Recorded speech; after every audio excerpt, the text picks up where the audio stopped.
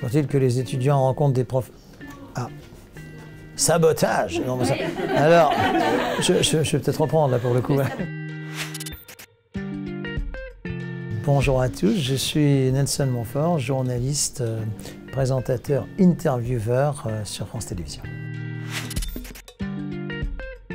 Les thématiques sont essentiellement liées au métier de journaliste que je considère comme le plus passionnant qui soit. Beaucoup de questions, notamment sur peut-être les coulisses des grands événements de sport que j'ai eu évidemment l'occasion de couvrir pour beaucoup d'entre eux.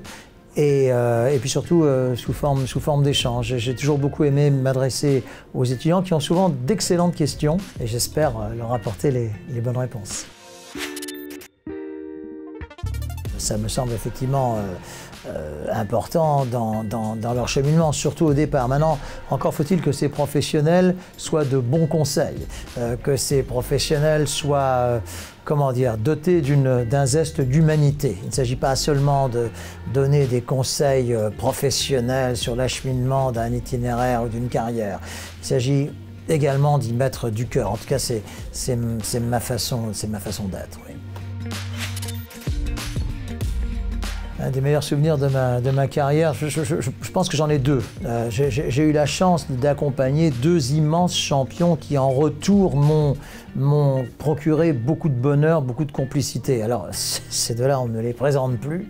Il s'agit du tennisman Rafael Nadal, 13 victoires à Roland-Garros, série en cours, et du coureur jamaïcain, du sprinter Usain Bolt. Avec ces deux-là, qui je pense chacun dans leur domaine sont vraiment au sommet, s'est établi une forme de complicité. Je ne vais pas parler d'amitié, de complicité, parce que ce qui est important aussi dans le journalisme, c'est aussi de garder le recul nécessaire. C'est très important. Ça n'exclut pas la complicité, mais ça exclut le fait de leur taper dans le dos, si vous voulez. Mais c'est vrai qu'avec ces deux athlètes que j'ai eu l'occasion, encore une fois, d'accompagner pendant 10-12 ans, Nadal même un peu plus, oui, je ressens ça comme un énorme privilège. Si j'avais une recommandation à donner, je vais vous faire une confidence. Ce serait de ne pas trop idéaliser vos interlocuteurs.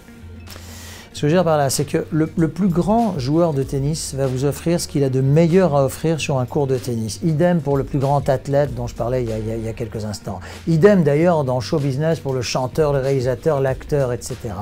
Restez sur cette admiration, restez sur ce respect, sur cette complicité parfois. N'essayez pas de devenir trop amis avec ces gens-là, parce que vous irez au-devant de grandes déceptions. Je peux le dire parce que ça m'est arrivé. Quand j'étais jeune journaliste, je voulais justement aller faire la troisième mi-temps, comme on dit, avec...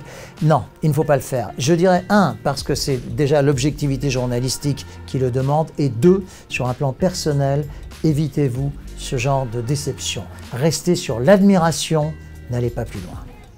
C'est assez rare que je m'exprime comme ça, mais aux étudiants, je suis heureux de le dire.